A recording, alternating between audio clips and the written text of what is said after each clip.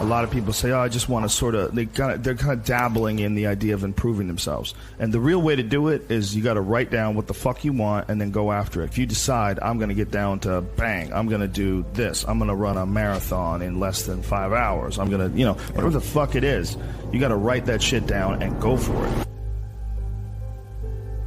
Well, my workout, I schedule every Sunday. I schedule everything that I'm going to do during the week. I say I have to do yoga 2 times this week. I have to lift weights 3 times this week. I have to run twice this week. And however I fit that in, I fit that in. But I owe those things.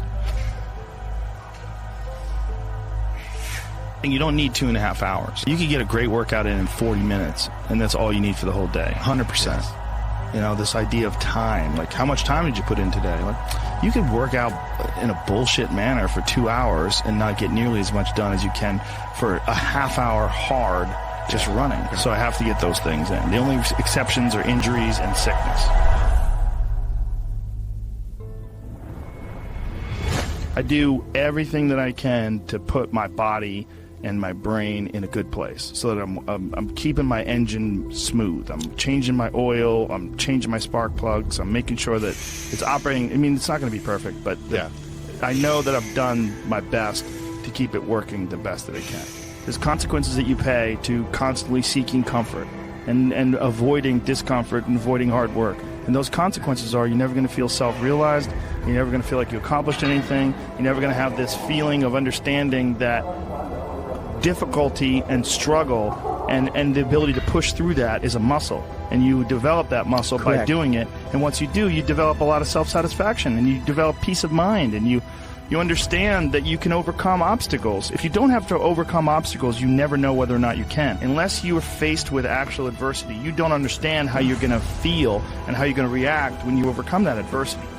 Things that are difficult, when you do these difficult things, you're stressing your mind, or I should say, not even stressing your mind, exercising your mind and exercising your body's ability to manage intense situations. It's hard. It's very difficult. It's very testing. And in doing so, you lessen the stress of regular life. The more stressful situations that I experience, the more I understand what they are and the more I can relax.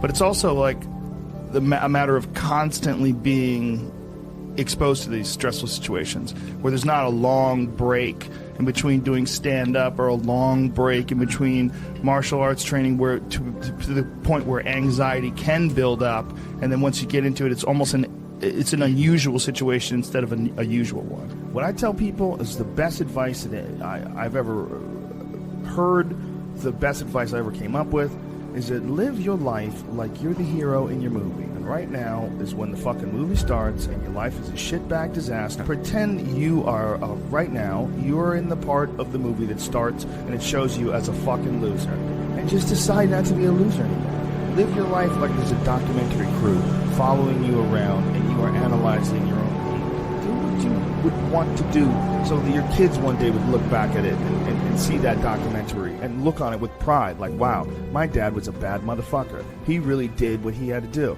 Wow, my mom really got her shit together. I love a success story, but even more than a success story, I like a dude who fucks his life up and then gets it back together again story. Those are my favorite stories. And the way to do that, you gotta write shit down. You gotta think that you are the hero in your own fucking movie, and then you gotta sit down and you gotta write shit down. Write down what you need to do.